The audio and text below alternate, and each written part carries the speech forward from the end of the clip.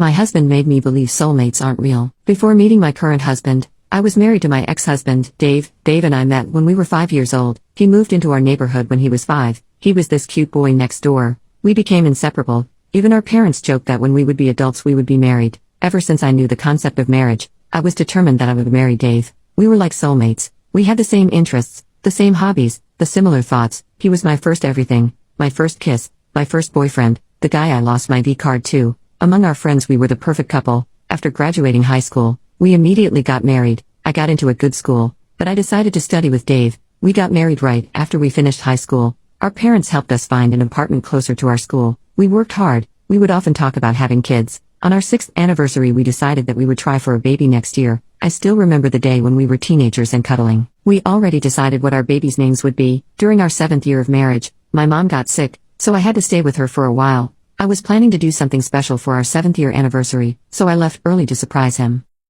I went into my bedroom and there I saw my husband screwing another girl in our marital bed. I can never get that image out of my head. My husband saw me and his face turned pale. I don't know what happened but I threw up right in the spot. My husband was giving me the usual, "It's not what it looks like. I am sorry. It was a mistake." I locked myself in the bathroom. I somehow mustered my strength and called my friend to pick me up and just don't listen to Dave. When my friend arrived she charged at Dave. She grabbed some of my things and we left. I was in a catatonic stage at that point. Eventually my parents knew. They supported on whatever decision I would make. Dave's parents however wanted us to be together. There was a huge fight but eventually we settled for divorce. My whole fairy tale fantasy just shattered. I was spiraling into depression. My parents booked me a therapy. For 2 years I was like a living corpse. After that my friend pushed me to go on a date. I did but no one even came close to Dave.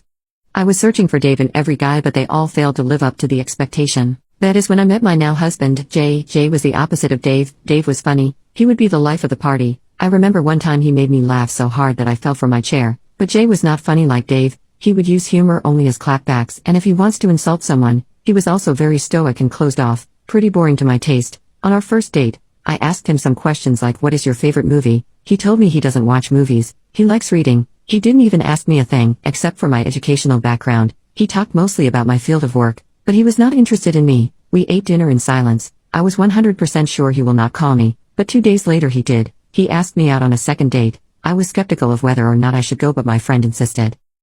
I gave it another try. Second date went slightly better than first. He talked a bit more, asked few questions. We were taking it slow. He was opening up until the 6th date when he finally hooked up. It was amazing. I am someone who has a snack after making love. I was craving for some so I asked him if I could grab something from his pantry. Even a bread and cheese sandwich will do. He told me to stay there and he went out. I was kinda confused. He came back after 20 minutes with takeout food. It was something I really liked, orange chicken. I asked how he knew. He told me, "You told me on our previous date." I melted right there. Dave and I have been together for most of my life, but he never made the effort of going out and get me something. That's when I knew even if he was not my soulmate I was madly in love with him. We dated for 3 years and got married. I came to know about Jay's family too. His mom and dad were druggies who passed of overdose. He was homeless for a while but worked his way up.